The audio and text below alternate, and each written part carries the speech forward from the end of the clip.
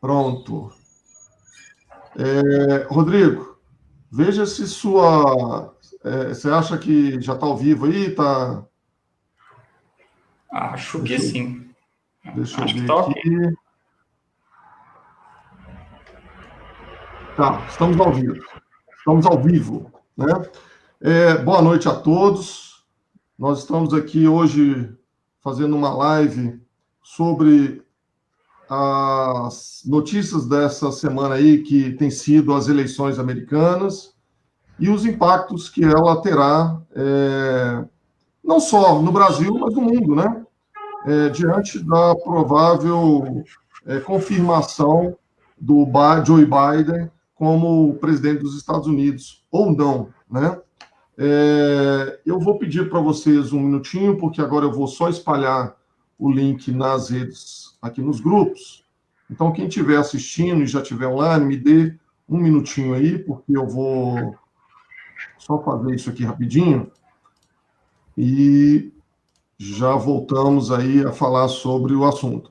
Professor, iniciando, eu queria primeiro que o senhor fizesse a sua apresentação, em seguida o Christian, Rodrigo, por fim eu farei a minha apresentação, para que todos possam saber quem é cada personagem aqui e o seu currículo, né? Para que as pessoas entendam. Eu não vou nem falar muito sobre o professor Adriano, que é um ícone aí nos comentários políticos aí, não só na mídia, como nas redes sociais e nos grupos de WhatsApp.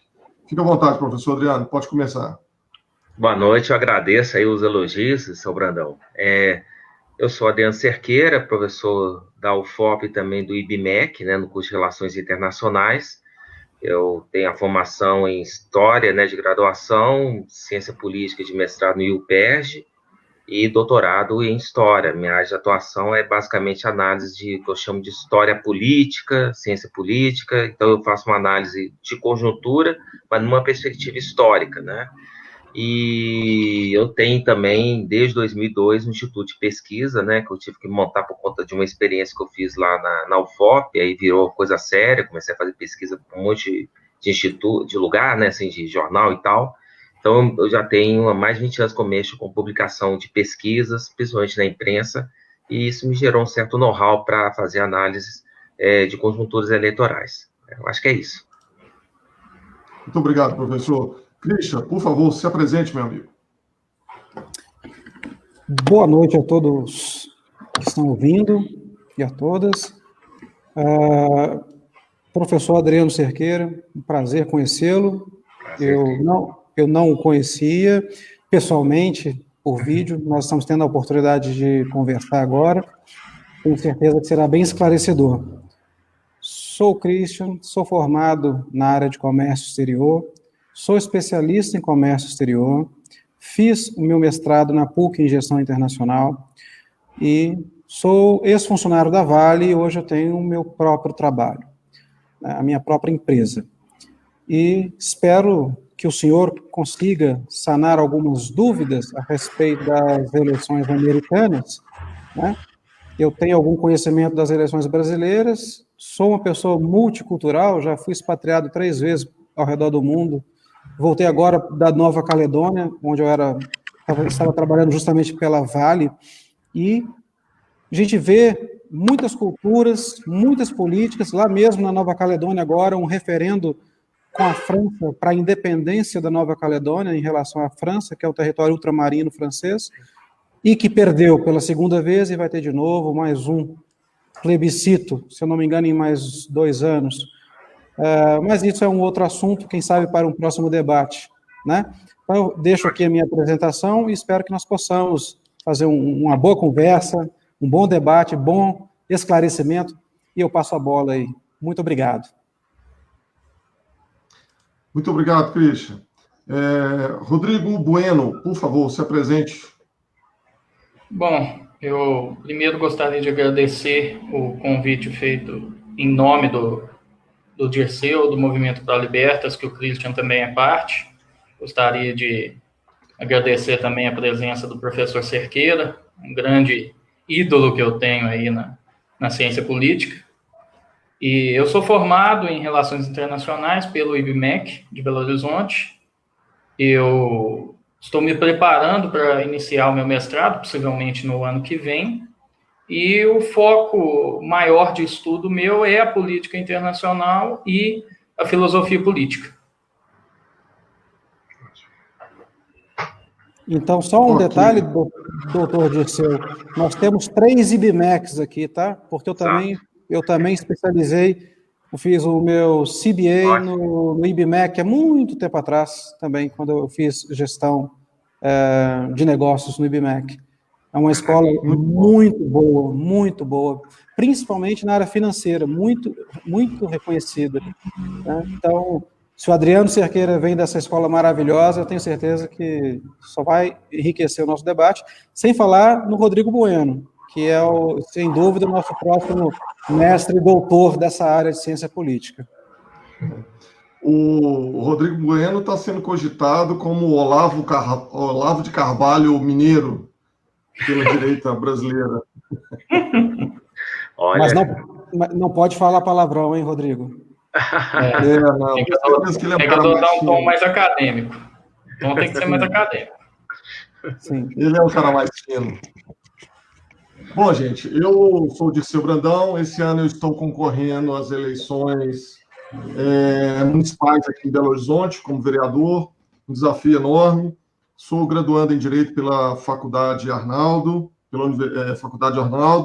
e tenho, junto com o Christian, aí, um movimento que nós criamos, que é o Movimento Pro Libertas, que é um movimento de ativismo, que promove palestras sobre conservadorismo, liberalismo. Fizemos algumas manifestações em que achamos que poderíamos mudar a opinião dentro da Câmara Municipal, protestamos contra, por exemplo, o plano diretor, fizemos várias ações políticas, né, de intervenção na opinião dos vereadores, enfim, algumas a gente venceu, outras não.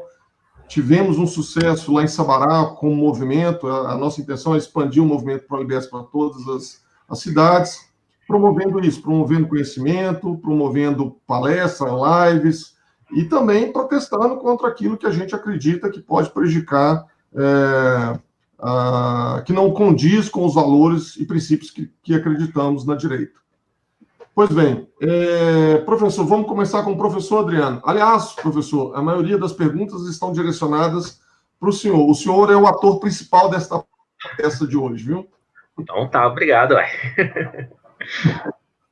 Professor, antes da gente chamar de você, tá? Por favor. É porque, assim, quando eu me deparo com um professor, eu tenho tanto respeito que eu gosto sempre de frisar professor. Uhum. É uma forma que eu tenho de professor pode, não tem problema. Eu gosto também. É uma forma de respeito, né? A gente chama advogado de doutor, juiz de doutor, por que não chamar o professor de professor, né? Ótimo. Professor Adriano, antes de entrarmos nas questões das eleições, eu gostaria de saber com o senhor, com você, se é possível você nos dar... Tá difícil, vou tentar. Você nos dá um panorama de como que funciona as eleições nos Estados Unidos, porque é muito diferente do nosso sistema, né? Então, para que o pessoal entenda um pouco as perguntas que virão, eu acho que era interessante o senhor explanar como que funciona o método americano de votação. Será que é possível fazer isso assim, de uma forma espacial? Basicamente, os Estados Unidos honram o nome. Né? Podia ser que nem aqui na América do Sul, um monte de república independente, né? Eles conseguiram inovar uma proposta de uma república federativa, né? Só que na época tinha um forte medo com o que chamamos de a tirania da maioria. E o que é a tirania da maioria? O tirano, no pensamento grego clássico, né? Era um populista, como a gente chamaria hoje. Era uma pessoa que falava o que a população, que a maioria era pobre, né? Fazia o agrado a essa população para poder ela colocar no poder. E uma vez no poder, ele virava autoritário. Ele acabava com as instituições mais livres e democráticas. Então, tirano assumiu um significado até mais ou menos século XVIII, XIX, de um populista que acaba com a democracia, com as liberdades. Então, eles tinham medo dessa tirania da maioria. Então, o que eles desenvolveram ao longo da história deles, basicamente? A eleição é por voto popular. Né? Os candidatos aparecem, tem a votação pelos eleitores. Só que é uma eleição estadual. Cada estado, mais ou menos proporcional à sua população, vai ter o número de delegados. São 538 delegados. Né? Ganha a eleição quem consegue pelo menos a maioria mais um disso aí, que dá 270 votos. Então, quem disputa tem que pegar esses 270 votos. E quase todos os estados lá, menos 2, o voto, a definição dos delegados se dá por quem ganhou, leva tudo.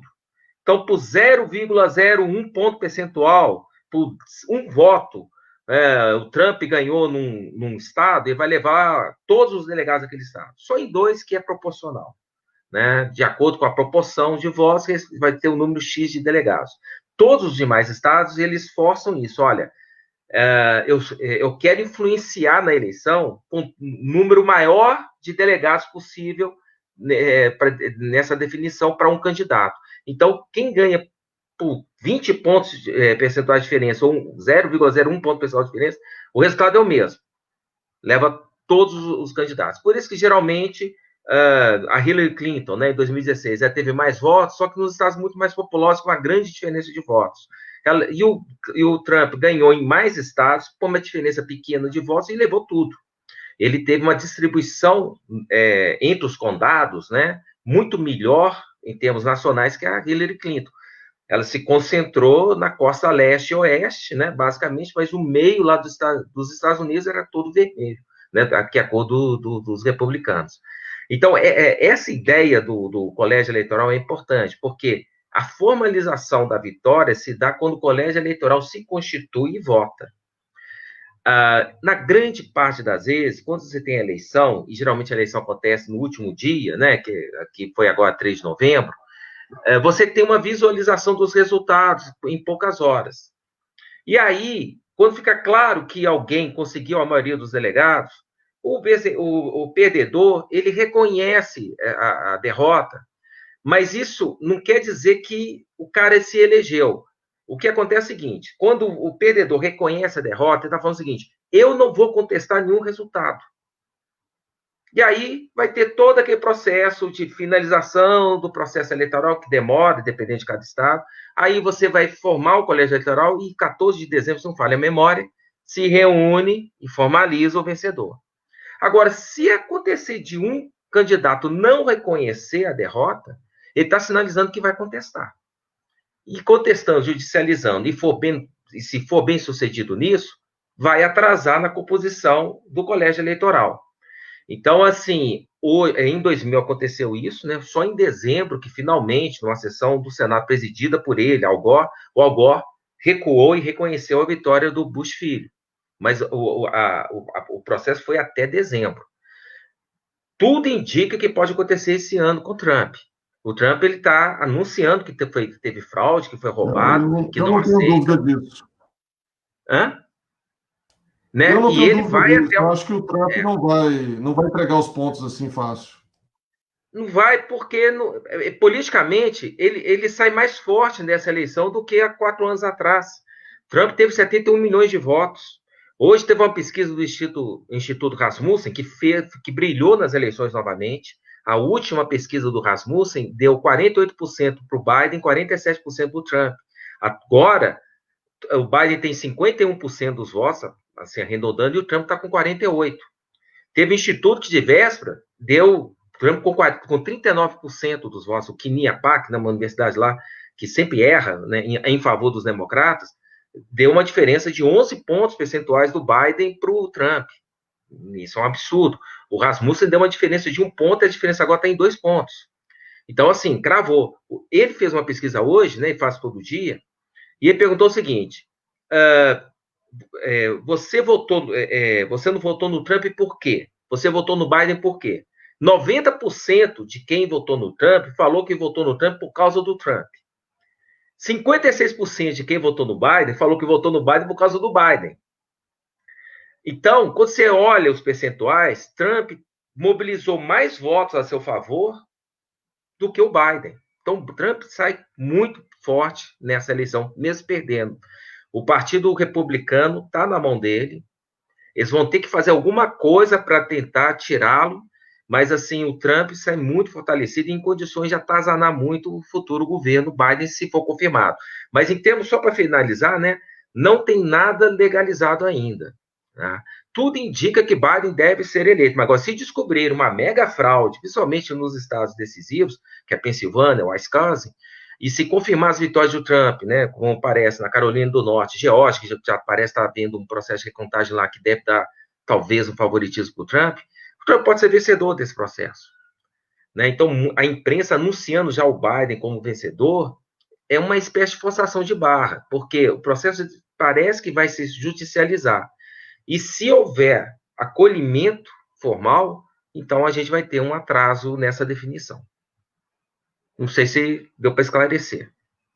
Não, deu sim, professor. Deu uma falhada um pouco no início da sua explanação, mas acredito que quem tiver alguma dúvida e esteja assistindo e queira tirar, manda uma mensagem para a gente. Tenho certeza que o professor terá o maior prazer em fazer aí algum texto, alguma coisa assim, explicando mais ou menos como funciona o processo eleitoral nos Estados Unidos. O senhor estava falando aí sobre a questão da mídia, né? Eu estou acompanhando muito o jornal The Wall Street, em que coloca que o Biden tem 290 votos contra 214 do presidente Donald Trump e já coloca lá ele como atual presidente americano, né? Bom, o senhor acho que já deu uma explicação aí. Na sua percepção, você acha que o Donald Trump já perdeu essas eleições ou não? Olha, eu não sei o estado da votação, principalmente na Pensilvânia, que teve umas decisões tomadas de última hora muito esquisitas, né? Se o Trump conseguir provar, né, cabalmente, que houve fraude, né, que o processo foi viciado, que tem que haver uma recontagem, e não permitindo, né, votos que foram emitidos depois da data ou da hora prevista, pode sim reverter o resultado. Eu diria que é uma chance, hoje, talvez mínima, do Trump conseguir convencer todo esse sistema, esse aparato, a fazer isso. Qual que é o risco? Eu não sei se alguns estados que Trump venceu não houve também problemas de fraude, né? Pode ter havido. O sistema eleitoral americano, infelizmente, não é bento, né? Só que não houve ainda denúncia. Mas vai que os democratas resolvam apelar também. Eu acho que eles já deveriam fazer isso, né? Não aconteceu. E como é o bipartidarismo que manda lá nos Estados Unidos, vai chegar uma hora que tanto democratas quanto republicanos vão pensar o seguinte: se a gente contestar o sistema eleitoral que nós montamos e que nos é tão favorável, a gente pode abrir aí uma rachadura nesse dique, né, que impõe esse bipartidarismo, esse duopólio partidário, né, na prática. Então, pode haver uma acomodação mais para frente, o Trump reconhecer a derrota. Só que o Trump é um hábil negociador. Eu acho que ele pode estar levando até o fim para sair em boas condições, para evitar que seja perseguido, né, que seja processado, enfim, porque há o risco deles quererem a caveira dele se ele sair dessa eleição derrotado. Então, o Trump pode estar chamando toda a pressão para si para garantir, olha, tá bom, eu reconheço, mas as minhas condições são essas. Essa é uma hipótese que pode acontecer. A outra é ele ir até o fim e na esperança de conseguir reverter o resultado. Mas eu acho que a tendência hoje parece ser mais uma vitória do Biden mesmo. Só que isso é muito mais uma projeção do que uma formalização, uma realidade, né? Uma certeza, né? O senhor acha hoje que o público americano, diante do que o senhor falou agora há pouco, ele está muito dividido entre os democratas e os republicanos, assim, está quase que meio a meio? O senhor tem essa visão que o povo americano está se perdendo os valores americanos que tinham que era um povo bem conservador? Você acha que isso hoje está bem dividido? A sociedade americana acha que tem que ter, por exemplo, o Obamacare, que eles tanto defendem, né? Os democratas defendem. Eu acho que hoje a população pensa que o Estado tem mesmo que intervir tanto assim e fornecer serviços para a população dar mais direitos sociais para a população? Você acha que a população hoje americana está buscando isso ou não? Ou você acha que isso é uma imposição, que o Partido Democrata está tentando aí construir esse caminho mais socialista dentro da comunidade americana? Como é que o senhor vê isso aí? Eu Agora vejo falando assim do povo americano mesmo, né? Sim, eu vejo a sociedade americana muito polarizada, mais polarizada do que em 2016. Eu acho interessante o discurso do Biden, né, de que ele quer unificar o país, mas os democratas reconheceram em 2016 a derrota, mas não aceitaram. Quando o Trump assumiu, tomou posse, várias cidades dos Estados Unidos foram invadidas por milhares de mulheres em manifestações contra o presidente que estava se empossando. Aquela história fabricada, né, pela campanha da Hillary Clinton, né, da interferência russa nas eleições, ficou 2 anos sendo martelada e influenciou o midterm, né, ou seja, as eleições de 2018, que deram uma maioria na Casa dos Representantes, né, que é o equivalente à Câmara dos Deputados aqui no Brasil, para os democratas. E o que eles fizeram com a maioria democrata? Tentaram, em cima dessa mentira fabricada, né, da interferência russa, tentaram montar um processo de impeachment contra o Trump, que o Senado não aceitou, mas foi aberto esse processo. Então, a radicalização começou no governo Trump, com a reação irada, né, dos democratas de não aceitar o Trump presidente. E tudo indica que vai continuar, vai até piorar, né? Assim, se o Trump conseguir ganhar, imagino que vão ser esses próximos 4 anos de governo Trump, né? A imprensa toda contra ele brigando mais ainda pesado, as chamadas Big Techs, né, as companhias que controlam as redes sociais, né, ou estão tentando controlar, editorializar na pior forma possível, elas vão entrar com pesado mesmo. Por outro lado, se o Biden ganhar, Trump vai estar aí com seus 71 milhões de votos, e 90% desses votos é porque eles gostam do Trump. Então, o Trump vai ter um capital político imenso, seja para fustigar o governo democrata, seja para se impor no Partido Republicano e tornar o Partido Republicano uma postura mais radical, mais de enfrentamento, porque ele tem esse poder, né? Eu acho muito difícil os republicanos conseguirem domar Trump, né? Eles teriam que fazer isso tirando ele da vida política, criando um mega processo contra ele. Só que isso só vai reforçar essa postura bélica que a gente está vendo do Trump para evitar isso. Então, eu não vejo no meu horizonte, qualquer que seja o presidente eleito, um caminho de pacificação. E só para finalizar, o Partido Democrata ficou provisoriamente unido para derrotar Trump, não para eleger Biden. Uma vez Biden eleito, o partido vai rachar. A gente sabe disso. Tem moderados lá no Partido Democrata. Tem radicais no Partido Democrata. E aí vai ter toda uma tentativa de imposição, né, de toda uma série de políticas. Então, eu vejo um quadro muito complicado. Qualquer que seja o vencedor, eu acho que os Estados Unidos estão montados numa bomba atômica e que eu acho que vai ter muita, muita disputa ainda. Eu acho que o americano médio, assim, na maioria, ainda tem esses valores de liberdade, né, de eu me defender por conta própria. Eu acho que a dificuldade que os governos, os 2 mandatos do Obama, de conseguir consagrar, né, o Obamacare, provam isso, né? A maioria do eleitorado não aceita essa ideia, né, de o Estado definir quando você vai ser atendido e por quem você será atendido. Eles não abrem mão disso, né? Então, eu acho que esses valores, a votação expressiva que o Trump teve, mostrou que ele ainda consegue mobilizar, ser representante desses valores em prol do individualismo, né, das liberdades, enfim. E o cara é carismático demais. Então, além disso, ele consegue atrair outros eleitores em torno da sua figura. Então, o Trump sai muito fortalecido nesse processo. Mesmo perdendo, eu acho que ele sai muito fortalecido nesse processo. E esses próximos 4 anos dos Estados Unidos vão ser de botar fogo, viu? Rodrigo Bueno, você compactua das opiniões do professor? Você gostaria de acrescentar alguma coisa mais nesta pergunta aí sobre...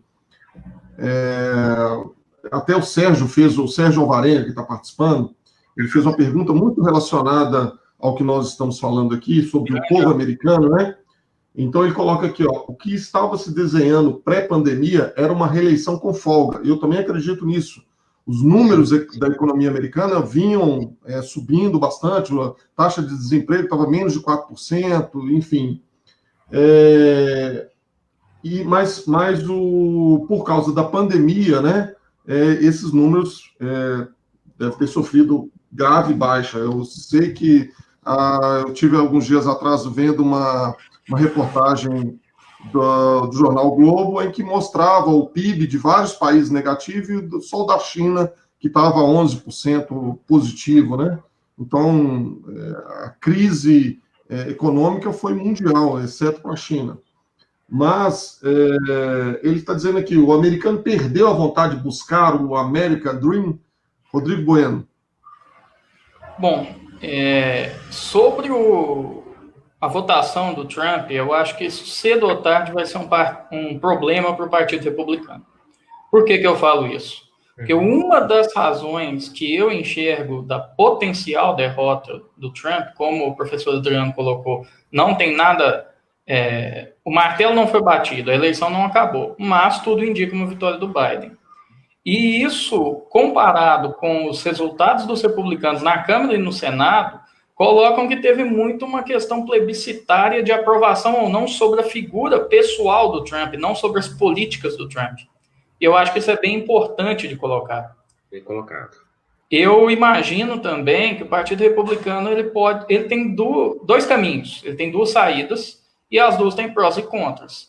A primeira saída é deixar o partido cair na mão do Trump, talvez até visando uma campanha de ressurreição, né, Resurrection Run, em 2024, que é possível. Com esse potencial de votação, o Trump atropelaria qualquer republicano nas primárias, ok? E ele conseguiria nomeação e possivelmente até conseguiria vir a ser eleito novamente em 2024. Só que eu acho que o Partido Republicano também pode ter uma saída, que é olhar para o Partido Democrata, tá? E ver como o Partido Democrata conseguiu, em duas eleições consecutivas, né, 2016 e 2020, segurar o ímpeto desses outsiders, desses aventureiros, que foi o que eles fizeram com o Bernie Sanders. Foram com a Hillary Clinton, mainstream, moderado, em 2016, e agora com o Biden novamente. Perderam uma, aparentemente ganharam outra. Então, eu acho que algum mecanismo, como os superdelegados, que o Partido Democrata tem, os republicanos não, os republicanos podem colocar para tirar esse poder do Trump, tirar esse capital eleitoral que o Trump carrega. E aí, nesse sentido, o Partido Republicano viria alguns problemas em termos de demografia. Por quê?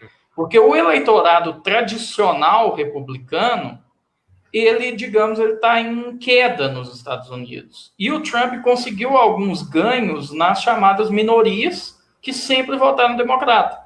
Então, o Partido Republicano tem uma bomba para resolver ali.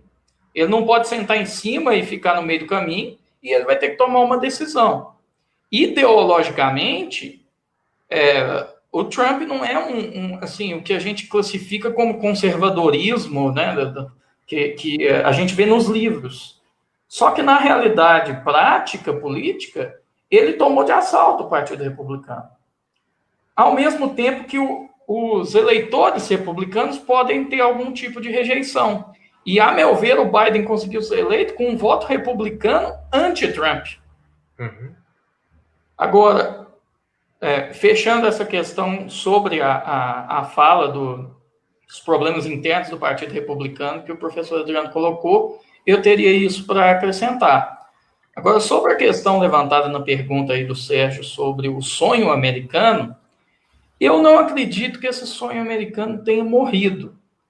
Até porque, se você olhar os elementos que constituem o poder americano, você vai ver que não é só um poder bruto, bélico, de armamento, ou a força da economia. Tem toda uma força, digamos, multipartidária, digamos, no entretenimento, na música, no cinema, e mesmo na educação, que coloca os Estados Unidos como esse grande símbolo, como essa grande nação que todos almejam ser. E eu, inclusive, comento no meu artigo, que ainda não publiquei sobre as eleições americanas, mas que será publicado essa semana, das 20 maiores universidades do mundo, a China tem só uma nessa disputa maluca geopolítica deles. Ninguém sonha em estudar em Pequim, todo mundo sonha em estudar em Yale, em Harvard.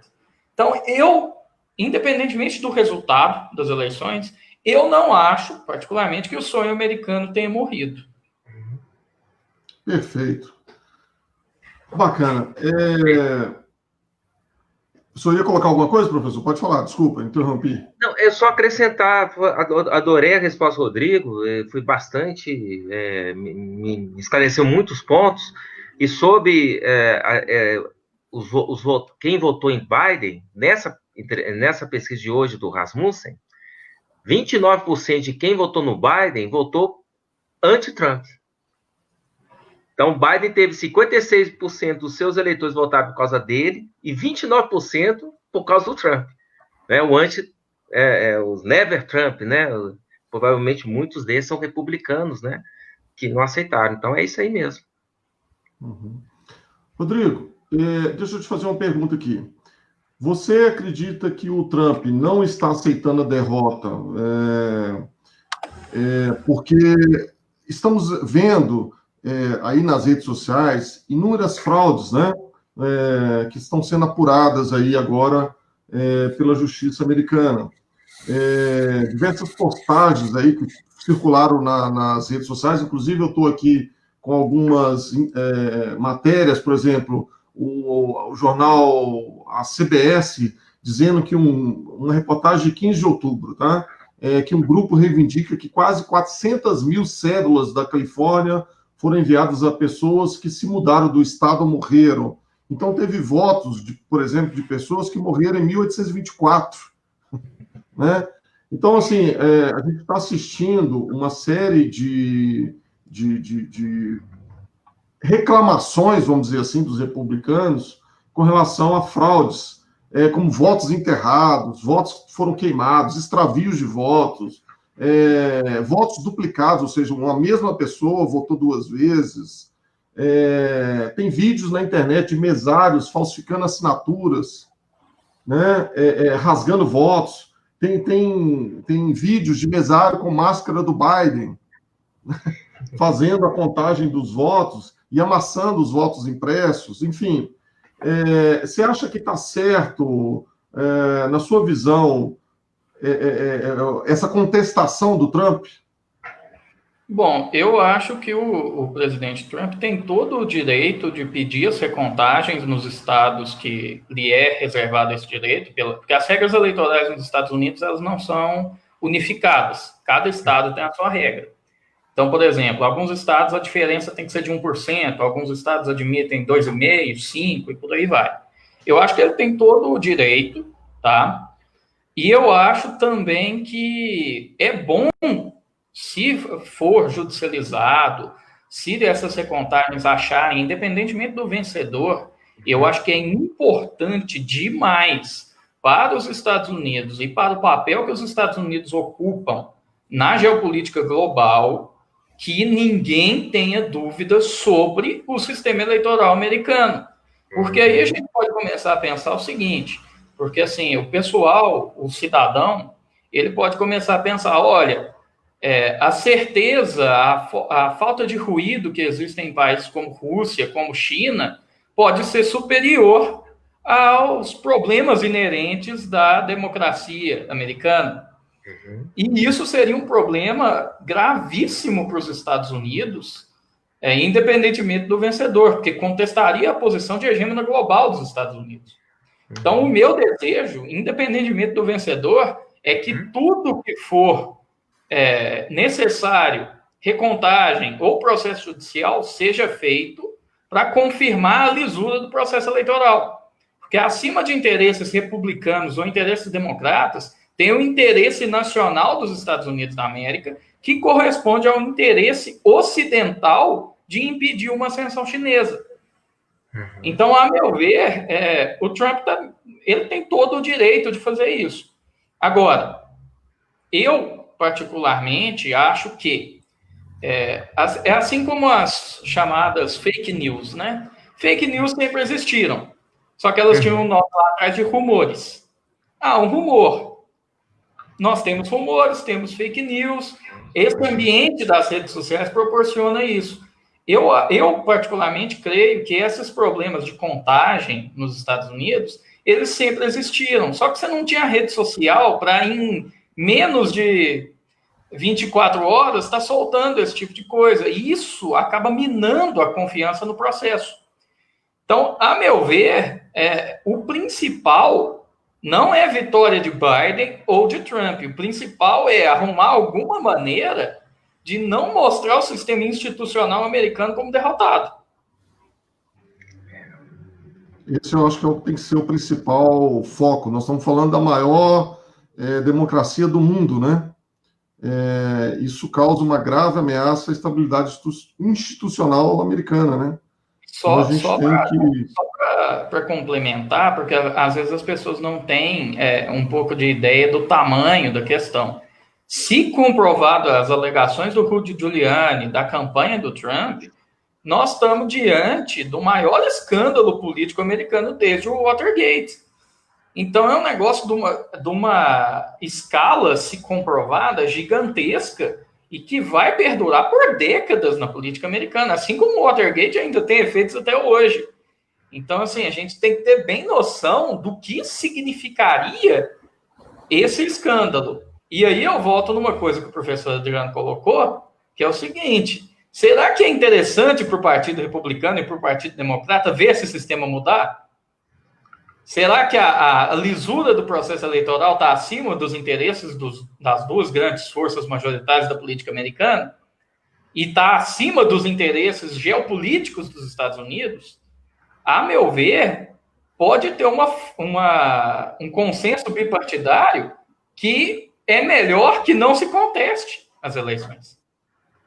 E, se me permite, o bipartidarismo nos Estados Unidos, ele está nos três poderes, né? Ele domina amplamente o executivo, ele domina amplamente o legislativo e, por consideração, domina amplamente a Suprema Corte e também os juízes federais.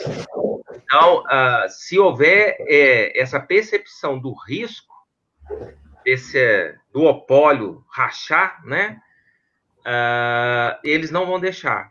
Eu acho que a chance para o Biden, mesmo havendo evidências, ao meu ver, sérias de fraude, é do tipo assim: a gente faz nos nossos estados o que vocês fazem nos seus, né?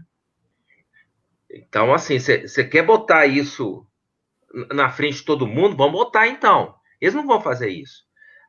Agora, a gente não sabe até que ponto tem esse nível, essa concertação, né? E uma coisa que eu acho que o sistema bipartidário americano mais ou menos consegue trabalhar bem são esses fenômenos plebiscitários, né? Esses fenômenos que eu chamo carismáticos. O Obama, ele fez algo parecido que o Trump fez. O Obama impôs a sua candidatura sobre a de Hillary Clinton, né? Aí ele tinha atributos, né, históricos a favor dele, mas ele impôs. O establishment democrata queria a Hillary, né? E Obama atropelou, né? O Trump fez a mesma coisa, né? O Bill Clinton, de certo modo, fez isso também, né? Ele não era o favorito em 92, mas ele, por ser carismático, Então, assim, o sistema partidário deles permite esses fenômenos carismáticos. E o Trump é um fenômeno carismático, com certeza. E aí ele se impõe, né? Ele se impõe mesmo. E ele é um fator de risco para esse bipartidarismo, esse prédio montado. Eles vão ter que montar um entendimento entre eles para segurar o Trump, não permitir que esse processo vá até o final. Eu concordo, o melhor para eles é dar a vitória para o Biden, né? E tocando a casa. Provavelmente, olha, vocês ficam com a maioria republicana lá no Senado, a gente, né, segura a nossa maioria. Você já tem 3 assentos a mais na Suprema Corte, né? Enfim, eles podem tentar fazer um entendimento desse jeito. A questão é se o Trump vai aceitar, e a questão é quem do lado democrata está assumindo essas negociações, né? Que aí a gente não sabe quem que é o cara, né? Ou as figuras dominantes do Partido Democrata. Mas o risco da desestabilização, eu acho que é muito alto, sim. É um momento interessante de analisar. A gente fica meio preocupado com os Estados Unidos, mas ao mesmo tempo, como, né, analista, a gente vê é um momento crítico, né? Muita coisa não prevista pode acontecer a partir daí. A gente só tinha comentado aí sobre a vida, o mandato do Trump, que não tem sido fácil desde que foi eleito. Caso se confirme a eleição do Biden, você acha que ele terá a vida mais fácil do que do Trump, politicamente falando? Ou você acha que o mandato dele terá mais tranquilidade? Ele exercerá esse mandato de uma forma mais tranquila do que o Trump? Porque o que eu vejo é que o Trump ele era mais combativo, né? Mais, vamos dizer assim, mais firme nas suas posições, né?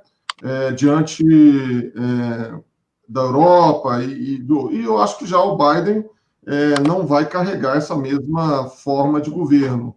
Você acha, mas internamente, você acha que ele vai ter vida mais fácil, já que a sociedade americana está polarizada? Não, com certeza, assim, o Biden ganhando, a imprensa, né, o tratamento da imprensa, inclusive mundial, vai ser outro, né? A questão é como os democratas vão se acomodar no governo Biden, né? Que é um líder fraco, né? Assim, é uma pessoa com problemas, né? Então, o Biden não tem carisma, não tem atitude, ele não vai dar conta de segurar nem o Partido Democrata dele, essa é a minha aposta. Quando mais um Partido Republicano com um cara que, né, trouxe 71 milhões de votos para ele. Então, assim, se o Trump, pelas redes sociais também, pelas ruas, iniciar um movimento pesado, né, de fustigação, de contestação, Biden vai ter dificuldades. Por outro lado, se o Trump ficar muito nessa postura agressiva, pode ajudar o Biden em unir o Partido Democrata contra essas fustigações. Agora, com certeza, muitos dos mais à esquerda, né, das extremas esquerdas acomodados no Partido Democrata, não vão perder tempo, né? Eles vão forçar ao máximo o governo do Biden para assumir suas bandeiras, para levar à frente, né, o que eles querem. Vai gerar assim, muita dor de cabeça. Mas, do ponto de vista institucional, da grande imprensa, vai ser assim. Pode até ganhar prêmio Nobel, como fizeram com Obama, né? Logo no começo do mandato. Assim, eles vão achar maravilha, ainda mais com a vice dele. Enfim, eles vão tentar construir uma narrativa que o Biden está unindo os Estados Unidos finalmente, né? Mas eu acho difícil isso acontecer. Agora, se o Trump ganhar, vai ser essa coisa de sempre, né? Só para completar. Nós temos que lembrar que tudo que nós estamos falando aqui, nós estamos conjecturando, né? Não, nada confirmado, até porque a Suprema Corte hoje ela é composta por 6 conservadores contra 3 indicados pelos democratas, então isso pode favorecer o Trump aí na votação final e confirmar ele como presidente americano, ser reeleito, né, presidente dos Estados Unidos. Então a gente está aqui confabulando possibilidades, né, que podem ocorrer caso o Biden seja o novo presidente americano. Segundo a fala da Rita Mundim, da Rádio Itatiaia, ela tem parentes lá nos Estados Unidos, americanos estão contra esta contestação das eleições, porque, segundo ela, para os americanos, que são muito patriotas, a legitimação do presidente é dada pelo reconhecimento daquele que perdeu. E com esta postura do Donald Trump, nem mesmo os republicanos o estão apoiando nesta sua aceitação dos resultados, dessa sua não aceitação dos resultados. Qual é a sua percepção sobre isso, professor? Sobre como que os republicanos estão vendo essa contestação do Trump? Olha, o que eu tenho acompanhado nas redes sociais, e eu acompanho muito, porque o Trump, eu acompanho o Trump pelas redes sociais, né? Porque se eu for acompanhar pela imprensa, eu vou ter uma carga muito editorializada, negativa, eu não vou perceber bem quem ele é, o que ele está fazendo. É o mesmo que eu faço aqui com o Bolsonaro também, né? Então, eu estou vendo muitos pronunciamentos de republicanos, deputados e senadores apoiando a causa Trump. Agora, tem aqueles republicanos, tradicionalmente never Trump, né, que estão com esse discurso, né, da união, mas eu não vejo eles se sobrepondo ao Trump. Trump, com esses 71 milhões de votos, não tem quem o enfrente lá dentro, né? E ele gosta dessa postura, né, individualista, de que não se impõe. Então, assim, eu não vejo condições do próprio Partido Republicano conseguir conter Trump se ele quiser ir até o fim nessa contestação. O que pode acontecer, que eu acho que pode ser o caminho mais provável, é a Suprema Corte, né, devidamente pensada, né, não dar condições dessa vitória do Trump. É o que pode acontecer. Tem maioria lá republicana? Tem, mas nem todos os juízes foram do Trump, né? Então, assim, pode ser que uma acomodação aconteça via Suprema Corte e o mais importante que eu acho é eles tentarem segurar o Trump. E eu acho que se eles vierem com ameaça de processo, de que vão prender ele, de que vão excluir da vida política, é o pior caminho possível, né? Eu acho que eles têm que dar um jeito de acomodar o Trump, não sei como, mas assim, é a melhor solução possível. A melhor solução teria sido alguém ganhar a eleição de forma incontestável. Muitas pesquisas queriam mostrar isso. Eu gastei muito estudo, muitas horas, por conta do péssimo, horroroso trabalho que eu acho que foi proposital dos institutos de pesquisa lá nos Estados Unidos, dando uma larga vantagem de votos para o Biden, né? E contestando uma série de outros indicadores. Os indicadores econômicos do Trump, no segundo semestre desse ano, foram excelentes. A Universidade de Michigan, né, mede o índice de satisfação do consumidor, os pontos medidos mês a mês estavam indicando uma melhora na percepção da economia norte-americana. O Instituto Rasmussen, que é um instituto que vive do seu ofício, né, ele faz constantemente análise de avaliação do presidente Trump e mostrou consistentemente que Trump ele terminou mês de novembro, o Trump tinha 51% de aprovação, 49% de desaprovação. Às vezes ficava invertido. Agora, se você olhar a votação hoje, ela está refletindo muito mais os índices de aprovação e desaprovação de Trump do que propriamente os índices de intenção de voto dos institutos de pesquisa. Então, assim, houve tanto erro no modo como foi apurado esse processo eleitoral, que eu acho que essas eleições elas foram ruins do ponto de vista da cobertura da imprensa, do desempenho dos institutos de pesquisa, porque ficou para mim muito evidente que os institutos de pesquisa, a maioria lá dos Estados Unidos, estavam muito mais uma missão de, como eu diria, dar sustentação a uma narrativa do que propriamente refletir a realidade da intenção de voto do eleitor, né? Poucos institutos estavam com essa missão. O Trafalgar Group, que foi muito bem nos estados, assim, chaves, acertou quase tudo, e, assim, muito diferente dos resultados projetados por outros institutos ligados aos jornais, né? Você tem também, né, o próprio Rasmussen. Então, você tem 2 ou 3 institutos que se deram bem. A maioria fez um trabalho muito ruim. Então, é isso. Assim, eu vejo um problema muito sério, o modo como esse establishment, né, vai se voltar quando esse fenômeno das eleições passar. Eu acho que o Trump sai mais fortalecido, mesmo derrotado, né, eventualmente, e ele tem muito capital político para explorar. E ele, se tiver saúde, ele já é candidato a 2024, caso ele perca as eleições. E vai ser difícil os republicanos conseguirem segurar essa onda. Perfeito, professor. Christian, você quer colocar algum ponto, meu amigo?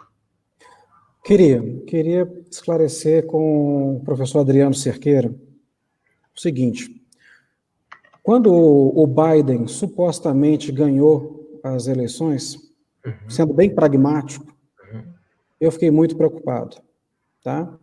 E comecei a obter algumas informações dentro do que eu podia alcançar.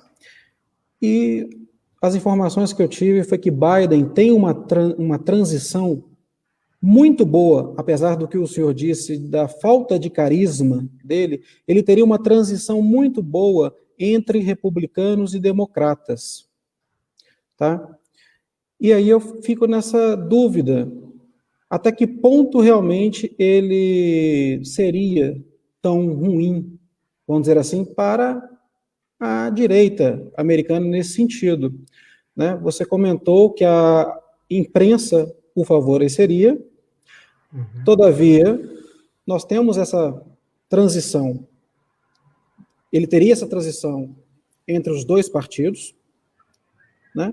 Apesar da falta de carisma dele. Como que o senhor vê isso? Aí tem que ver, né, assim, eu entendo que o Biden é um candidato muito bem acomodado entre republicanos e democratas, né, tem uma longa vida como senador, eu acho que ele conseguiria conversar bem com esses grupos, mas o problema é como que o Partido Republicano vai conseguir conter Trump dentro dele, né? Eu não sei como que eles conseguiriam anular o Trump, porque o mais importante para o mundo dos sonhos, né, seria você ter um governo Biden em que os republicanos tivessem uma presença, uma acomodação, né, e sem muitos excessos. O problema é que há excesso dos dois lados, né? A gente tem uma pressão mais à extrema esquerda dentro do Partido Democrata, que está crescendo no partido, né? E que tem agora a oportunidade, né, de crescer mais ainda, tendo em vista o apoio que deram para essa vitória eventual vitória do Biden, né?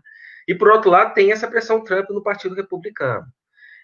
Eu concordo que para o sistema americano o ideal é você ter governantes assim, tipo Biden, que não, né, que governem pelo sistema, né, não tomem grandes decisões, né, deixem o sistema funcionar melhor. E aí eu acho que tanto a direita, mais conservadora, né, mais moderada, mais acomodada, ia gostar desse resultado. A minha questão é se é possível isso nos dias atuais. Quando você tinha uma opinião pública mais contida, né, pela chamada imprensa, você não tinha as redes sociais como tem hoje, era mais fácil você segurar, né, denúncias, né, você evitar candidaturas assim outsiders, né, que crescessem. Agora, quando você tem pessoas como Trump, que sabe explorar bem as redes sociais, ele foge do sistema, ele dribla o sistema e ele se impõe pelo voto popular, né? Então, a grande dificuldade que eu vejo o sistema moderado americano que está enfrentando é como calar e conter o Trump, né? Eles estão tendo muita dificuldade de fazer isso. Esse esforço está acontecendo aqui no Brasil com, né, o povo que apoia Bolsonaro e o próprio Bolsonaro. A gente viu isso, né? Essa preocupação dos demais poderes com esse fenômeno outsider, né? E o Bolsonaro, acho que entendeu o recado, né? Está trilhando um outro caminho, né? Para poder ter chances de se reeleger daqui a 2 anos. No caso do Trump, a maior dificuldade que eu vejo é conter ele.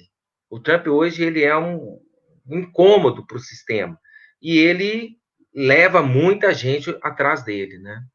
Mas com certeza, um Biden assim bem acomodado, pacificador, ia acomodar bem os interesses dos republicanos. Eu acho que conseguiria. Christian, tá perfeita a sua... Tá a análise perfeita? Você está me escutando? Sim. Sim, a resposta perfeita, né? Eu só complementei que alguns jornalistas também diziam que Biden seria até um pouco mais conservador, perto exatamente dos extremistas de esquerda que você disse. E alguns jornalistas brasileiros o compararam ao Temer. E aí, né, Temer para mim não é muito exemplo de muita coisa. Qual que é a sua opinião sobre isso também? E aí eu termino a minha pergunta. É interessante porque o Temer, ele não foi muito querido pela esquerda, né? Até por conta do processo de impeachment e tal. E o Temer, ele tentou fazer um governo mais de centro-direita, né? E levando aquelas pautas de reforma. O problema, né, foram aquelas gravações, né, todos aqueles problemas que deram, alimentaram, né, esse lado de contestação maior que acabou se manifestando em 2018. Com certeza, o Temer tem essa figura, essa postura do Biden. E a vantagem de Biden sobre Temer é que ele virou a solução possível para evitar que o Trump fosse reeleito. A minha dúvida é o esforço de união dos democratas em torno do Biden vai continuar depois da eventual vitória? Eu acho que esse esforço foi para evitar que Trump ganhasse. Agora, eles vão se manter bonitinhos, tranquilos, os próximos 4 anos, o Black Lives Matter vai ficar na boa, né? Enfim, tudo isso vai aparecer, né? E, ao mesmo tempo, muitos eleitores americanos, inclusive latinos e também negros, Trump teve mais voto neles essa eleição que no passado. E o que mais levou ele a ter votos, além da questão da economia ter melhorado um pouco, é que as maiores vítimas da violência urbana são esses grupos. E a lei e ordem, né, que ele colocou quando começaram a ter aqueles protestos violentos, foi fundamental para agrupar as forças policiais em torno da candidatura dele, e também esses grupos que são muito oprimidos pela violência aumentaram a sua votação para Trump. Então, os democratas podem correr um risco, uma vez ganhando a eleição e forçando essas políticas, a perder uma base que até então era quase que sólida entre eles, né? É como eu falo, assim, o Trump, ele bagunça a regularidade do sistema bipartidário. O ideal é que ele não existisse, ou sumisse logo, né? Eu tenho certeza que o sonho deles seria dar um jeito de acabar com o Trump, né? O vírus não conseguiu, né? Enfim, mas porque ele gera uma bagunça. É difícil produzir uns Trumps, né? É difícil produzir essas figuras carismáticas que, né, carregam milhões de votos atrás de si. Elas renovam a política. É difícil porque, vamos lembrar o nosso mestre Max Weber, né?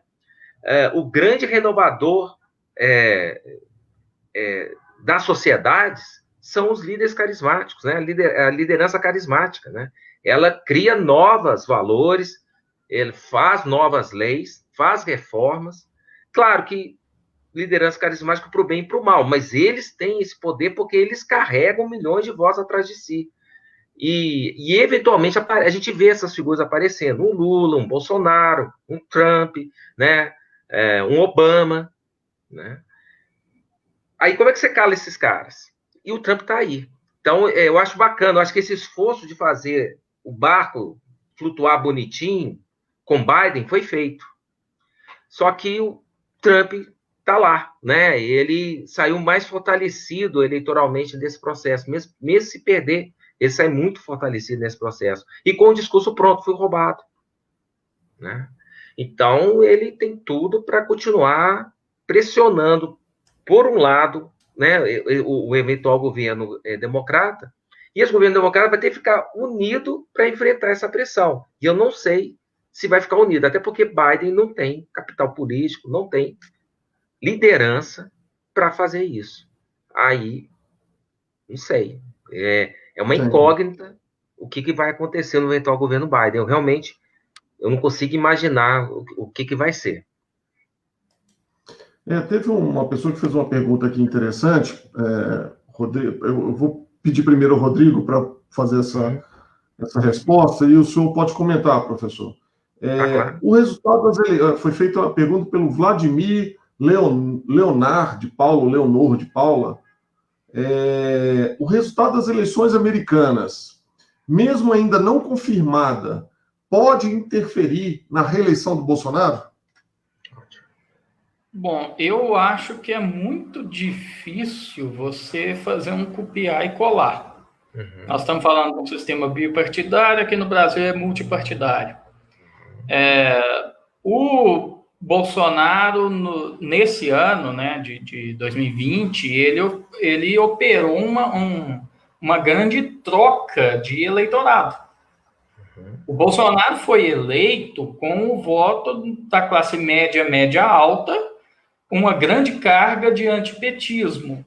E nesse ano, ele meio que abandonou as pautas dessa turma, como, por exemplo, questão de combate à corrupção, a criminalidade também aumentou, e ele foi para um negócio mais paternalista, mais populista, de a demanda da pandemia, do autônomo, começou a tentar turbinar o Bolsa Família, que era um programa que ele era contrário, mas agora ele pegou e fez essa troca. Então, a meu ver, não tem assim uma fórmula fácil de que, não, a gente teve o Biden lá e nós vamos tirar um Biden da cartola para derrubar o Bolsonaro aqui. Até porque a pergunta tem que ser feita, eu acho que é o seguinte, a gente claramente tem um Donald Trump, que é o Bolsonaro. A gente claramente tem um Bernie Sanders, que é o ex-presidiário Luiz Inácio. A gente vai ter um Biden? Se sim, aonde esse Biden vai estar? Em qual partido? Como a gente está num sistema multipartidário, é muito difícil. Então, a meu ver, com essa troca de eleitorado que o Bolsonaro fez, ele acaba, inclusive, tirando o eleitorado que é típico do PT, que é típico da esquerda. Então, eles vão brigar pelo mesmo eleitorado, e o eleitor de centro-direita vai ficar meio órfão. Então, a gente não sabe qual força política vai surgir. E se surgir, vai ter peso suficiente para forçar um segundo turno? Particularmente, eu acho difícil. Eu acho que se fosse para construir esse candidato do sistema, né, contra o Bolsonaro, esse esforço já tinha que estar sendo feito. Nós estamos há 1 ano e meio das eleições. E considerando que 2022 não acontece nada, é só a eleição. Então, tem 1 ano para construir essa candidatura. Eu acho que está muito em cima da hora. Então, a meu ver, a gente tem que entender o seguinte, o Bolsonaro é um fenômeno de popularidade. Porque, assim, os grandes eventos que poderiam ser facilmente catastróficos ao governo dele, ele conseguiu navegar, ele perdeu uma popularidade muito pequena frente a esses eventos. Se a pandemia não conseguiu derrubar ele, se a saída do Sérgio Moro do governo não conseguiu derrubar ele, assim, teria que ser uma ação de oposição tão bem orquestrada para conseguir, e eu não vejo essa capacidade na oposição brasileira. Não vejo nenhum líder de oposição brasileira com essa capacidade. Então, eu acho que é o seguinte, o Jair, ele fez uma jogada bem arriscada, a meu ver, mas foi uma jogada bem sucedida. Agora, tá tudo na mão dele. E agora, mais importante do que tudo, ele não é mais mal visto pelo sistema. Ele troca afagos públicos com gente como Renan Calheiros hoje em dia, como Fernando Collor.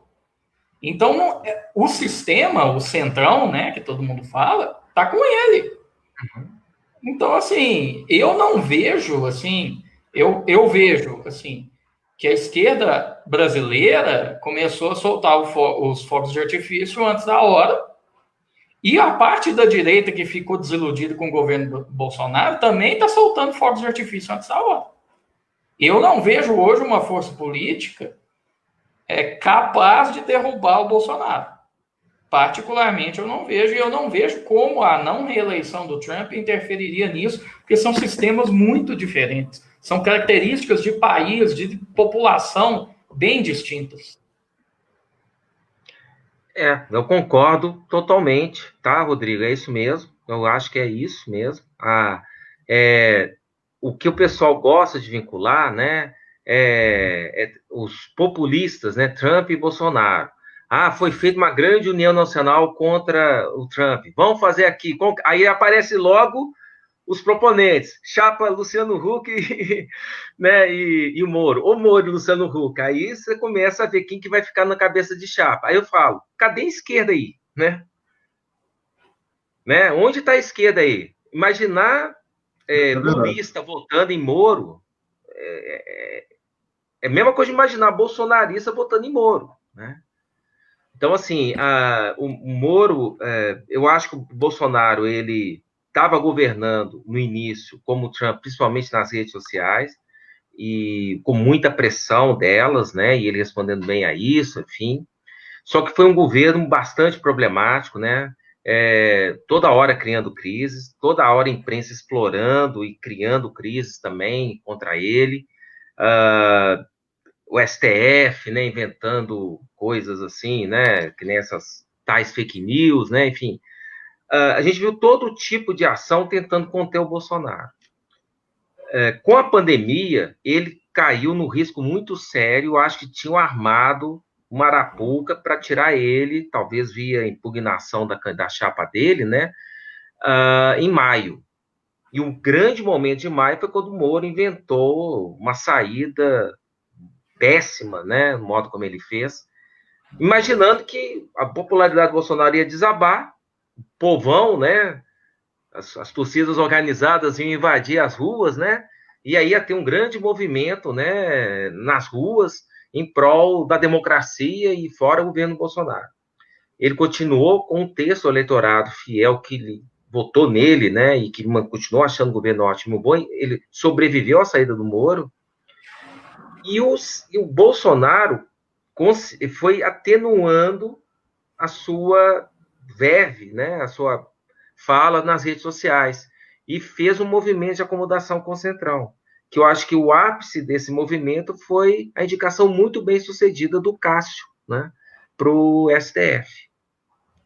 Ali, ele sinalizou, olha, eu agora vou inaugurar a obra que está há 10 anos, né, para ser inaugurada, movimentando, sei lá quantos caixas que tem, a gente vai inaugurar de imediato, e aparece, faz a inauguração, resolve um problema de mobilidade, que são principalmente estradas, né, que estão sendo finalizadas, né, a infraestrutura está sendo muito bem mobilizada nesse sentido, melhorou a sua comunicação social, né, com certeza, a comunicação social do Bolsonaro está mais, digamos assim, profissional, e os índices de popularidade dele só estão crescendo, né? O Bolsonaro só está crescendo nos seus indicadores. Eu não vejo adversário hoje para o Bolsonaro. Tem um amigo meu, um cunhado, que fala, você vai ver, daqui a 2 anos vou inventar uma nova pandemia. Ele acha que a pandemia foi para derrubar. Mas, assim, o Bolsonaro saiu muito bem dessa pandemia, né? Saiu mais popular do que quando ela começou. E eu acho que ele soube negociar bem com o meio político. Eu acho que o meio político hoje estranha menos o Bolsonaro, né? E essa vinculação Bolsonaro-Trump, né? O que é bom para os Estados Unidos vai ser bom para o Brasil, né? É engraçado ver tanta gente de esquerda que sempre reclamava dessa frase, né? Agora está referendando, né? O que os Estados Unidos fizeram, a gente tem que fazer aqui também, né? O imperialismo às avessas, né? Que agora estão querendo aceitar. E mesmo acho que a relação de um eventual governo Biden com o Bolsonaro não vai ser isso que eles esperam que seja, né? A guerra comercial entre os Estados Unidos e a China é pesada, né? E o agronegócio brasileiro é uma grande potência, o Brasil hoje é uma hiperpotência nessa área, né? E com certeza os Estados Unidos vão ter uma visão bastante pragmática, e eu acredito que o pragmatismo do lado aqui do Bolsonaro também deve prevalecer, no sentido de acomodar com os Estados Unidos, que eles estão querendo fazer essa aliança preferencial há muito tempo. Eu acho que eles não vão por uma questão ideológica, é o Biden, então não quer mais saber. Pelo contrário, eu acho que vai ter um esforço do governo Bolsonaro de se alinhar com o governo Biden, se acontecer, e fazendo algumas concessões, não é muito difícil, né? Deixar algumas ONGs trabalharem lá na Amazônia, o pessoal já fica mais acomodado, e pronto, aí ele faz um caminho mais tranquilo para a sua reeleição. Agora, aqui vai ter contestação, vai ter briga, tudo isso vai ter. Mas eu acho que o Bolsonaro hoje está melhor do que o Trump estava 2 anos atrás para disputar uma reeleição. Bacana, professor. Nós estamos aqui com já passamos de 1 hora de live, o assunto é extenso, né? E gostoso de abordar. Então eu vou tentar fazer eu tinha uma gama de perguntas aqui para fazer, professor, inclusive com relação ao voto impresso, né? Porque diante desse cenário aí de fraudes, eu queria tirar com o senhor aí algumas dúvidas, se o senhor é a favor ou não do voto impresso ou da urna eletrônica. Qual que é a sua posição sobre isso? Olha, eu confesso que eu fico muito dividido, porque eu vou explicar por quê. Uma questão assim, a fraude acontece antes, durante e depois da eleição. Só que, historicamente, a pior fraude que tem é depois da eleição. na hora de apurar os votos. Aqui no Brasil era terrível. Então, qual que foi a lógica dos técnicos, né, do TSE, quando montaram a urna eletrônica como a gente conhece hoje? Vamos fazer um sistema que é quase instantâneo. O resultado sai rápido. E aí, é fechado. É uma maquininha fechada, né? E aí não tem como alterar o resultado depois que foi depositado. Nesse sentido, eu acho que eles foram muito bem sucedidos. Eu acho que é um avanço. Agora, o problema é convencer o eleitor que aquele númerozinho que ele digitou foi confiadamente registrado no sistema e de modo confiável, sem ter como fazer a contraprova. Eu acho que isso é um fator de deslegitimação da nossa urna. Por outro lado, é uma discussão que não tem fim. Então, é urna eletrônica, mas quando você confirma o voto, a maquininha imprime o voto e deposita na urna. A menos que o eleitor veja o voto impresso no papel e ele deposita na urna, porque se for uma coisa automática, alguém pode argumentar: fizeram um negócio no sistema que ele votou no cara X, mas imprimiu o voto para o cara Y, né? Esse que é o problema. Mas, assim, o ideal seria ter condições de fazer auditoria via contagem de votos do sistema fechado. Isso seria o método ideal. O problema é que eu não sei se resolveria a polêmica da possibilidade de haver adulteração, enfim. O ideal é isso, é você poder checar o voto feito, né? Para efeito de auditoria. Ou então, você fazer randomicamente, em algumas máquinas, em algumas urnas, né, esse sistema de apuração, e aí, por amostragem, você olharia. Se fosse 100% perfeito a espelhagem, voto impresso, urna eletrônica, validaria tudo. Agora, se fizer de tudo, pode atrasar o processo de apuração e abrir caminho para soluções criativas de fraudar o pós-eleitoral. Então, eu acho que o maior problema da maquininha nossa é não poder ser auditada. Isso que eu acho. Tem auditorias técnicas, mas eu acho que é a grande falha, e por isso que eu acho que ela tem esse desafio tecnológico. O ideal realmente seria imprimir o voto, e aí a minha solução seria fazer uma coisa amostral. 5%, 10%, randomicamente sortearia isso, faria o processo, o cidadão imprimiria, o cidadão pegaria o voto impresso, colocaria na urna e aí analisaria os resultados. Tinha que dar 100%. Se desse alguma variação, então eu acho que seria o processo ideal. Agora, eu acho difícil, sinceramente, eu acho difícil superar essa solução que se arrumou aqui no Brasil. E aí a gente fica meio nessa caixa preta, né? Porque a nossa urna eletrônica é uma caixa preta. A gente tem que confiar que os resultados apurados lá são os verdadeiros. É isso. O ideal seria esse sistema mesmo de conferência. A direita defende a impressão do voto impresso e alguns o comprovante do voto, né? Ou seja, você vai votar, a maquininha vai emitir um comprovante que você vai levar para casa comprovando o seu voto. Eu acho que a direita ainda não entendeu o risco desse tipo de comprovante. Por quê? Nós estamos falando aqui numa capital onde ninguém é supervisionado. Mas se você for para o interior, onde os coronéis mandam, né, no eleitorado, você fazer a direita, fazer com que o eleitor tenha um comprovante, isso vai permitir que os coronéis, né, nos seus currais eleitorais, exija do eleitor o comprovante. Olha, eu quero ver em quem você votou. Eu quero saber qual que é o eleitor, qual que é o candidato que você votou. Traz o comprovante para me ver. Né? Isso vai causar no eleitor uma condição de constrangimento, né? de não poder ter a liberdade democrática de votar em quem ele quer. Eu sinceramente, olho com muito temor essa ideia da direita de exigir o comprovante do voto, porque esquecem dos interiores, do coronelismo que ainda é muito forte no Brasil.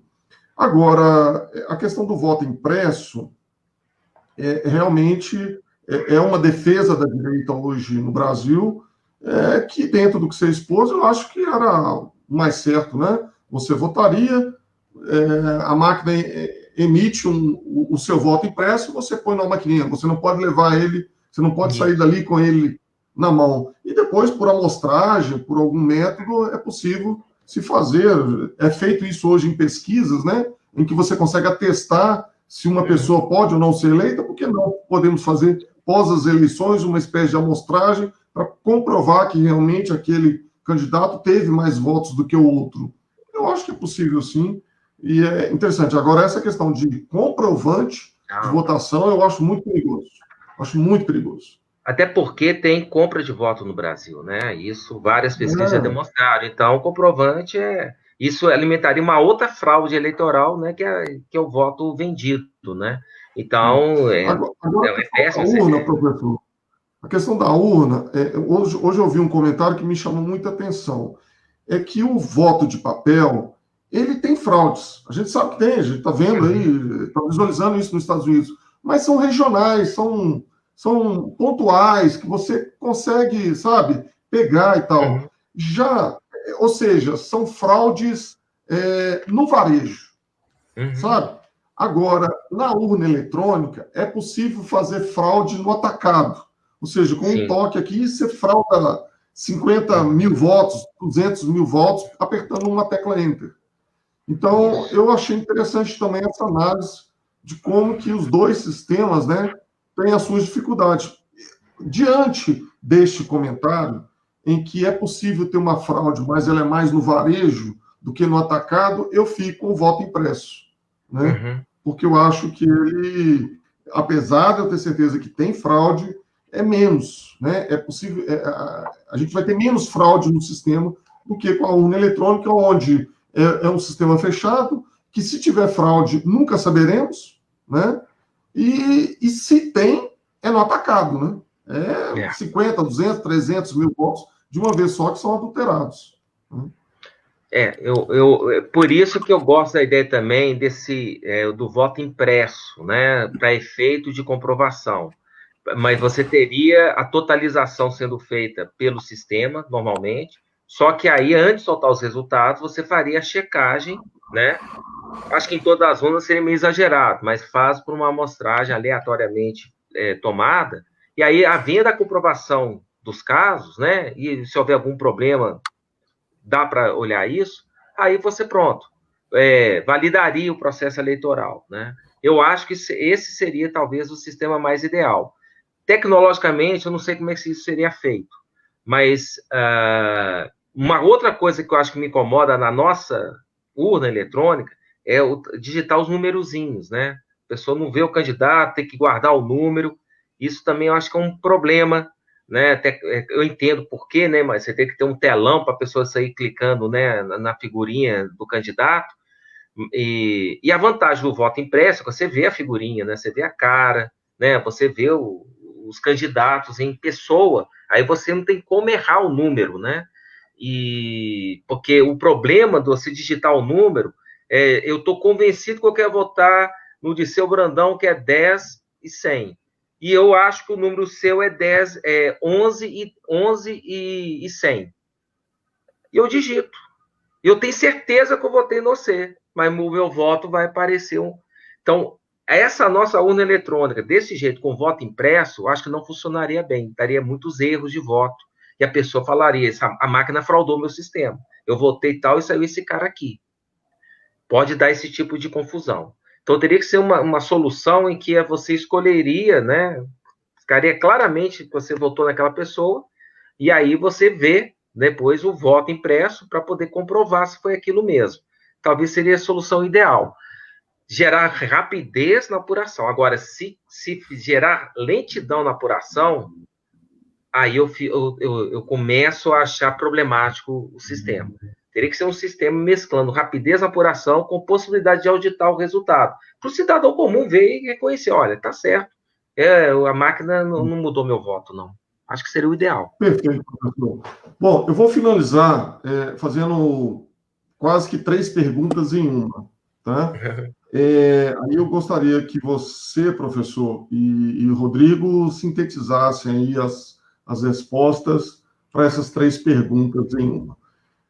Vocês acreditam que o Brasil terá uma relação amigável com Biden e que esse caminho que foi construído entre Bolsonaro e Trump terá continuidade com o governo Biden? Quais os efeitos destas eleições na América do Sul, ou seja, as eleições americanas, quais serão os efeitos dela aqui na América do Sul, já que Biden está mais alinhado com os ideais da esquerda? Ele é uma ameaça para o Brasil? E se o senhor acredita que o Biden, e o Rodrigo, né, acredita que o Biden irá impor sanções econômicas ao Brasil com relação à Amazônia, já que ele falou isso em um debate ao vivo lá entre ele e o Trump. E, por fim, aliás, são 4 perguntas, né? O que vocês acham da Kamala? Vocês acham que é ela que vai governar os Estados Unidos, já que o Trump, a gente vê que é um sujeito não carismático, não sei se ele durará o governo inteiro, a gente não sabe, né? Se acha que ela pode ser a voz maior no governo americano? Aí, Rodrigo, começar? Beleza. Eu vou começar pelo final. Vou começar pelo final no seguinte sentido. Eu acho que acaba sendo, dados os resultados do Senado, acaba sendo irrelevante se é o Biden ou se é a Kamala a grande voz. Por que eu falo isso? Os republicanos já têm 50 assentos, eles precisam de um assento para conseguir a maioria, correto?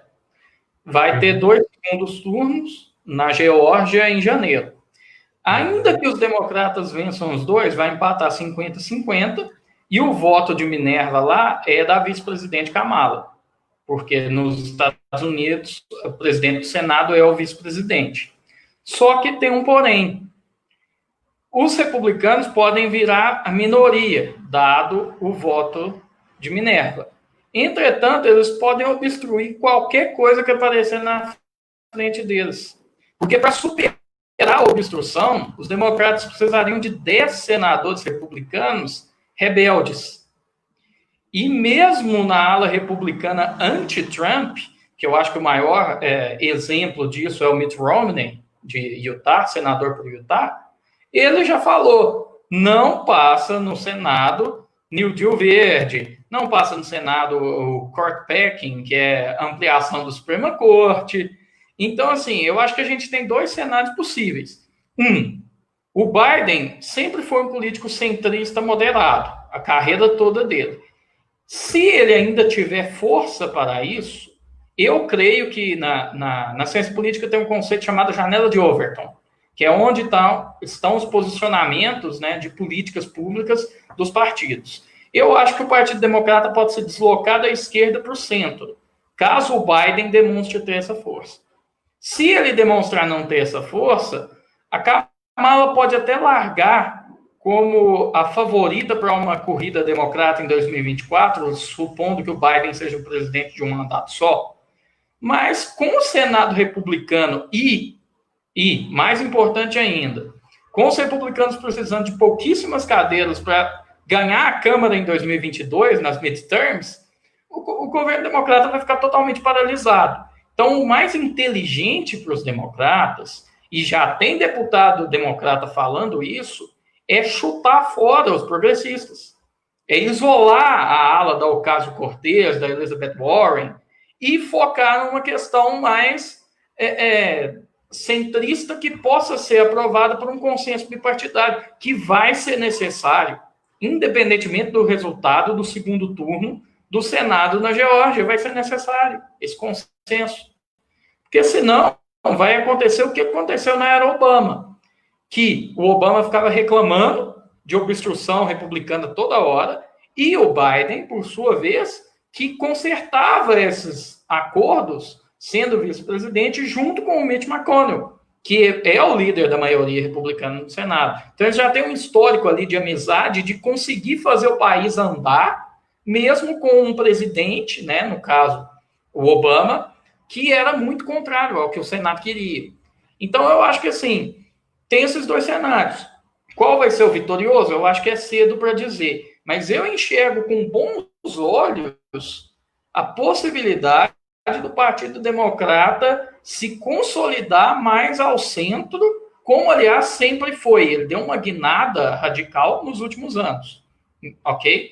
Então, assim, a meu ver, não tem muito para onde os democratas fugirem. Ou eles moderam o tom, ou eles vão ter um governo totalmente paralisado, e aí entregam também para os republicanos a próxima eleição presidencial, que não vão conseguir fazer absolutamente nada. Porque o Trump podia não ter a Câmara, e ele não teve a partir das midterms, mas ele tinha o Senado. E no caso dos Estados Unidos, que no Brasil acaba assim, a Câmara, o presidente da Câmara acaba sendo mais importante do que o Senado, no Brasil. A gente tem essa sensação. Nos Estados Unidos, o Senado é mais relevante que a Câmara. Porque tudo que a maioria democrata aprovar no Senado, aprovar na Câmara, precisará de um referendo do Senado. E não só projetos de lei. Indicações do Biden para cortes, Suprema Corte, por exemplo, ou cortes inferiores de justiça, vão precisar ali do referendo do Mitch McConnell, que é o líder da maioria republicana no Senado. Então, eu vejo um cenário muito difícil para a ala progressista do Partido Democrata se fazer ouvir, seja pelo histórico do Biden, seja pela atual concentração de forças, especialmente no Senado e possivelmente daqui a 2 anos na Câmara. Com relação à figura da Kamala Harris, eu acho que ela pode representar muito bem esses ideais progressistas, mas esses ideais progressistas terão espaço para virar legislação? Eu duvido muito. Com relação a Kamala Harris, é isso. Bacana. Professor, eu vou te pedir um pouquinho de ser mais objetivo na resposta. Nós já estamos para 1h30 de live, né? Mas antes eu queria fazer uma pergunta para o Christian, porque eu pulei o Christian na hora que a gente estava falando sobre voto impresso e fiquei curioso para ver qual que é a opinião do Christian, se ele é a favor da urna eletrônica ou do voto impresso. Então, Christian, por favor, meu amigo, gostaria de saber a sua opinião. Bom, a minha opinião é muito subjetiva, como de todo mundo e como do professor Adriano. A urna eletrônica, inclusive, é usada nos Estados Unidos, em alguns estados, como um dos meios. Urna eletrônica, correio e a urna convencional. E mais uns 20 países do mundo ela é utilizada, tá? Mas existe muito receio mundo afora, principalmente nos Estados Unidos, a respeito da manipulação dela. Tá? Manipulação via hacker, ou como seriam as apurações. Se a gente lembrar um pouquinho, salvo engano, 88, quando teve o início da apuração dos votos de forma eletrônica no México, houve uma fraude absurda com essas questões de tecnologia. Então, eu particularmente, a minha opinião, essa minha opinião não é baseada em fatos, é subjetiva mesmo, eu acredito que a urna eletrônica é fraudável. E assim como o voto impresso também é fraudável, mas, como disse o Dirceu, uma coisa é atacado e outra coisa é varejo. Então, se a gente pudesse ter pelo menos um sistema onde a urna é digital, isso para acelerar a apuração, como disse o professor Adriano Cerqueira, mas que pudéssemos ter um voto, que pudéssemos também que a urna registrasse esse voto dessa pessoa de forma secreta dentro da urna, sem que ele saísse com comprovante, como você mesmo disse, Dirceu, para não ficar parecendo que está comprando voto, dentro do coronelismo que temos no Brasil, eu acho que poderia ser interessante. Mas eu ainda assim confio muito mais na apuração da urna manual mesmo, preenchendo por cédula, direitinho. Vai demorar um pouquinho mais, mas eu acredito que seria menos fraudável. Agora, o que eu sou contra e o que eu acho um absurdo, e eu não consigo entender, é voto pelo correio. E aí você imagina como seria no Brasil se a gente dependesse do correio brasileiro para entregar esse tipo de voto, né? Quer dizer, aí não teria a menor possibilidade. Então, o que eu te garanto, Dirceu, é o que eu não concordo de forma alguma, tá? Que seria voto via correio. Perfeito, perfeito. Também estou alinhado com o que você pensa. Essa dos americanos adotarem o voto pelos correios foi lastimável. E grande parte da fraude foi exatamente por causa dessa maneira de votar pelos correios. A grande parte das fraudes que hoje estão sendo colocadas na mídia são porque os votos se perderam no meio do caminho nos correios. Então, realmente, também concordo com você. Eu tenho minhas dúvidas qual é o sistema mais interessante, mas ainda sou favorável também um pouco mais com relação ao voto impresso, mas com certeza voto pelos correios jamais. Com certeza, boa colocação. Isso aí acho que nós todos somos bem unânimes aí nessa questão. Professor, então, só finalizar. Eu sou a favor, desculpa de ser uma interrupção, aliás, eu sou a favor da privatização dos correios, que fique claro. 2. Bom, só finalizando então, professor, eu estava falando sobre os efeitos do Biden, se ele for eleito, quais serão os efeitos, o alinhamento dele será muito mais com a América do Sul, tirando o Brasil, ou o senhor acha que ele terá um bom alinhamento com o Brasil? Lembrando que ele disse num debate que ele colocará o mundo contra o Brasil em relação à Amazônia, né? E sobre a Kamala, qual que é a sua opinião sobre a Kamala? Sobre a Kamala, eu acho que o Rodrigo Bueno foi perfeito, assim, fez uma excelente exposição de como que é a situação dentro do Congresso americano, né? E do encapsulamento que os mais extremistas vão encontrar no eventual governo Biden. Com certeza, eu acho que ele foi perfeito na explicação e eu concordo totalmente com o que ele disse. Eu acho que a tendência é acontecer isso mesmo. Aí, na questão do Biden, quando ele falou que negócio lá da Amazônia, era discurso de campanha. É mais para sinalizar lá para a ala mais à esquerdinha, olha, eu vou proteger a Amazônia contra esses incendiários, bolsonaristas, enfim. Não vai abrir essa frente. O Bolsonaro fez um movimento muito importante, por mais que a política externa dele seja muito errática, né, não percebo muita consistência, mas com certeza ele se aproximou do norte, se aproximou dos grandes mercados mundiais, e ele deu uma atenção especial para os Estados Unidos, né, a gente sabe disso, e eu acho que o Biden não vai não querer isso, né, eu acho que ele tem muito a ganhar com essa aproximação já iniciada erraticamente entre Trump e Bolsonaro. Eu acho que o pragmatismo vai prevalecer. Aqui no Brasil, com certeza, vai, né? E eu acho que com Biden também. A América do Sul, ela depende muito da situação brasileira. Eu acho que a América do Sul está comemorando vitórias, assim, meio complicadas, né? Bolívia, né? A Argentina está saindo pessimamente desse processo da pandemia, está se dissolvendo completamente. Então, eu vejo a América do Sul hoje muito fragilizada perante o Brasil, né? E mesmo que não creio que um Biden vai querer isolar o Brasil dentro da América do Sul, até porque não sei o que ele ganharia com isso. Eu acredito que vai haver uma acomodação, uma parceria mesmo, né? E sendo Biden. E pode até avançar mais do que se fosse um Trump, por conta dessa organicidade, dessa capacidade que o Biden poderia ter de levar à frente alguns projetos no Congresso.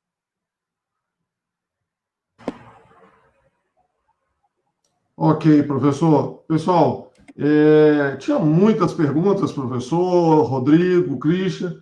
Eu queria muito debater sobre as questões da urna, que eu tinha algumas perguntas ainda para fazer, mas o tempo realmente, a gente está 1h30 já de live. Professor, agradeço muito a sua participação, a sua disponibilidade, viu? O senhor foi muito gentil em aceitar o nosso convite. Muito obrigado mais uma vez, viu? Eu acho que o senhor está lá no Grupo Pro Libertas, né? Sim. É que eu não consigo participar ativamente, porque são vários grupos que eu participo, então eu só fico mais escutando e lendo, né? Vamos Mas torcer, assim, eu quero Vamos torcer para que o presidente que seja eleito nos Estados Unidos, seja o Biden ou o Trump, eu espero que seja o Trump, a gente consiga manter uma diplomacia entre ambas as nações, e que isso não interfira aí no governo Bolsonaro de forma alguma, porque nós queremos Bolsonaro aí em 2022, pelo menos é o que eu quero. Eu não vejo ninguém melhor que ele aí no governo, não sei se é a opinião dos demais, mas é a minha. Mas quero muito agradecer o senhor pode continuar, o senhor estava falando alguma coisa, eu interrompi, me desculpe. Não, é só agradecer a participação, o convite, né? Foi um grande prazer, adorei. E eu estou sempre à disposição. Sempre que eu puder participar, pode chamar, que eu acho que as redes sociais que estão possibilitando tudo isso que a gente está discutindo hoje. Eu não sou daqueles que lamentam as redes sociais, inventam esses termos tipo fake news, essas coisas assim. Eu adoro as redes sociais, eu acho que elas libertaram uma camada da população brasileira que estava sem condições de se expressar como gostaria, né? E a vida política contemporânea do século XXI é outra por conta das redes sociais. Isso que a gente está fazendo, eu acho que só fortalece, só revitaliza, e eu tenho todo o interesse de estar nesse barco aí, eu quero ajudar nisso. Muito obrigado, tá? Foi ótimo. Perfeito, professor. Muito obrigado, viu? Rodrigo, suas considerações finais. No mais, quero agradecer também a sua participação. Nosso Olavo de Carvalho Mineiro.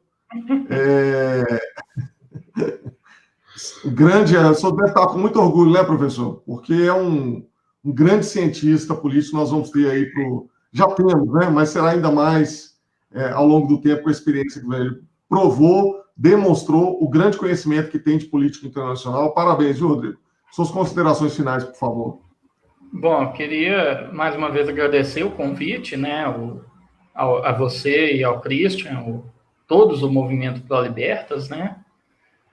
Queria agradecer também ao professor Cerqueira, porque é uma honra para mim estar dividindo a bancada de especialistas com ele, porque ainda tenho muito o que aprender para chegar no nível que ele hoje está. E só queria uma breve complementação que o professor Cerqueira falou sobre Biden e Bolsonaro, é que a gente não pode esquecer os interesses geopolíticos. Independentemente do partido que mande nos Estados Unidos, o Brasil é o principal país da América do Sul. E em guerra geopolítica e comercial com a China, os Estados Unidos não podem abrir uma frente chinesa, basicamente no seu quintal e na sua área de influência. Só isso que eu queria complementar mesmo. E sempre que for possível, sempre que tivermos assuntos que eu possa contribuir, eu também participaria novamente das lives, assim como o professor Cerqueira colocou. Perfeito, Rodrigo. Muito obrigado. Eu acho que eu e Christian ficamos como espectadores, né, Christian? Nós só aprendemos, né, com essa dupla aí, né? E quero te agradecer também, Christian, pela participação. Eu sei a dificuldade que foi para você hoje estar presente, né? O Christian está fora de BH, está no meio do mato, ajudando a esposa no trabalho que ela está desenvolvendo aí. Ela é ambientalista, ele está lá com ela dando uma força e se propôs aí a fazer todo o esforço para estar aqui presente. Christian, muito obrigado. Suas considerações finais. Bom, eu queria agradecer o professor Adriano Cerqueira pela aula, Rodrigo Bueno pela oportunidade de conhecer também, porque, assim como o Dirceu, nós não somos profissionais de relações internacionais, né? Eu sou especialista em comércio exterior. O meu negócio é exportação, importação, câmbio, né? Então, sempre que a gente fala de política internacional, é algo que me enche o coração, gosto muito, e é sempre um aprendizado com pessoas que estudam isso no dia a dia. E eu acho que o grande diferencial dessa live, e que as pessoas podem aprender, sabe, Dirceu, é saber que nós temos hoje um candidato a vereador diferenciado, capaz de discutir coisas a nível internacional, nacional, com inteligência, sabe? E não um Zé da padaria. Então, eu, como ativista político, junto com você, que nós criamos esse movimento, né, preciso até voltar para o movimento. Eu estava no exterior, desejo voltar para o movimento de uma forma mais ativa. Vejo em você, Dirceu Brandão, hoje o vereador mais capacitado, sem dúvida alguma. Ou nós vamos querer quem? Wellington Magalhães, Léo Burguês, essa mesma turma? Não dá, né? Então, a gente precisa de pessoas que saibam discutir economia, saibam discutir política.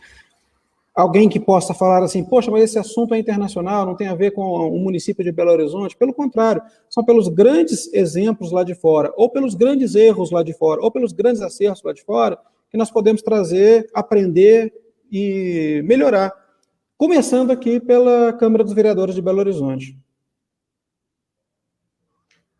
Pô, Christian, fico grato pela menção aí. A gente falar sobre assuntos internacionais e achar que isso não tem a ver com o município é muito raso, né? Nós estamos vendo aí o presidente fazendo mais lives diariamente, preocupado com as eleições municipais depois desse cenário nos Estados Unidos. Nós estamos vendo o presidente aí já mais preocupado com sua base, né? Intervindo mais, apresentando mais os candidatos municipais, porque ele está vendo, né, o perigo rondando o seu governo. Então, é claro que todos os assuntos são muito pertinentes e a gente tem sempre que discutir. Te agradeço, realmente conto com a população de Belo Horizonte aí para estudar o candidato, Dirceu Brandão. Espero ser um nome que a direita em Belo Horizonte possa avaliar. Nós temos muitos bons nomes aí, Caio Belotti, Nicolas Ferreira, nós temos muitos bons nomes. Se eu já estar figurando entre esses nomes, eu já estou muito feliz. Eu quero agradecer a todos vocês, foi uma live assim, espetacular, acho que a gente conseguiu produzir uma live muito técnica, muito com um assunto conciso, consistente, né, de forma objetiva. Muito obrigado a todos. E vou estudar aqui, pós-eleições, uma próxima live, um assunto internacional. Conto com a participação de todos vocês. Muito obrigado, pessoal. Um grande abraço, viu?